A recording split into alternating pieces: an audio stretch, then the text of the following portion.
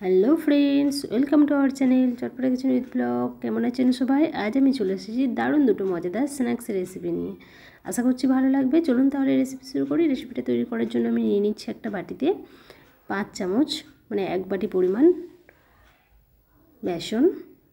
এবার এর মধ্যে আমি দিয়ে দিচ্ছি পরিমাণ মতো লবণ, আর দিয়ে দিচ্ছি গোলমরিচের গুঁড়ো। এবার এর মধ্যে আমি দিয়ে দেব 1 চামচ পরিমাণ সাদা তেল। এবারে সব কিছু আমি ভালো করে হাত দিয়ে মেখে নেব।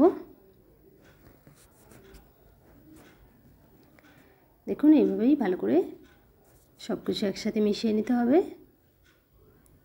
এগুলো বেশ সুন্দরভাবে মেশানো হয়ে গেছে। এবার আমি অল্প অল্প জল দিয়ে একটা ডো বানিয়ে নেব।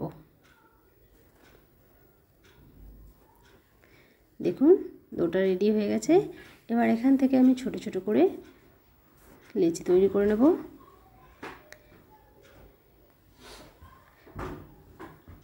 দেখুন সবকটা লেচি তৈরি হয়ে গেছে। এবার আমি একটা বেলনিতে এগুলো ছোট ছোট লুচির সাইজের করে বেলে নেব। আপনারা এতক্ষণ নিশ্চয়ই বুঝতে পেরেছেন আমি কি বানাতে চলেছি। একদম ঠিক ধরেছেন, আমি বানাচ্ছি পাঁপড়। দেখুন এইভাবে আমি একটা একটা করে গোল করে বেলে নিচ্ছি। আপনারা চাইলে একটা বড় করে তা থেকেও কেটে নিতে পারেন। দেখুন সবকটা রেডি হয়ে গেছে। এবার আমি 2 থেকে 3 ঘন্টা রোদ্দুরে দিয়ে দেবো এগুলো শুকনো হওয়ার জন্য। আপনারা চাইলে ফ্যানের তলায় 2 দিন রেখেও শুকনো করে নিতে পারেন। এবার আমি আরেকটা রেসিপি তৈরি করে নিচ্ছি। দেখুন আমি নিয়ে নিয়েছি সেদ্ধ আলু আর ধনেপাতা কুচানো।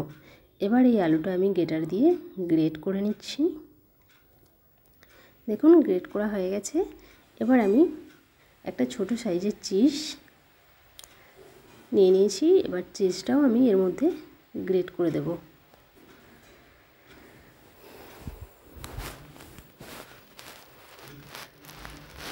দেখুন চিজটা গ্রেট করা হয়ে গেছে। এবার আমি এর মধ্যে দিয়ে দিচ্ছি 2 চামচ পরিমাণ চালের গুঁড়ো আর 1 চামচ পরিমাণ কর্নফ্লাওয়ার। আপনারা চাইলে পুরোটাই কর্নফ্লাওয়ার তৈরি করতে পারেন। আর দিয়ে দিচ্ছি পরিমাণ মতো লবণ। এবার দিয়ে নেব গোলমরিচের গুঁড়ো আর দেব লঙ্কার গুঁড়ো অল্প পরিমাণে। এবার এই সব উপকরণ আমি চামচ দিয়ে মিশিয়ে নেব।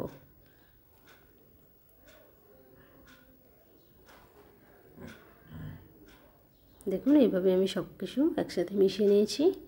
এবার আমি হাতে তেল লাগিয়ে নিয়েছি। এবার এর থেকে আমি লম্বা লম্বা করে হাতের মধ্যে কিছুটা নিয়ে তৈরি করে নেব।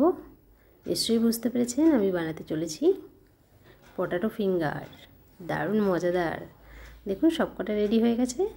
এবার আমি দেখুন পাঁপড়টাও কিন্তু শুকনো হয়ে গেছে। এবার আমি এগুলো ভেজে দেখাবো। প্রথমে আমি পাঁপড়টা ভেজে নিচ্ছি। দেখুন তেলটা গরম হয়ে গেছে। দেখুন একদম লাগছে না দোকানের মতোই মশলা পাঁপড়। কত সহজে তৈরি হয়ে গেল। দেখুন ভাজা হয়ে গেছে এটা। এই একইভাবে আমি সবকটা পাঁপড়ই ভেজে নিচ্ছি। দারুণ মজাদার, দারুণ টেস্টি। এবার আমি পটাটো ফিঙ্গারগুলো ভেজে নেব।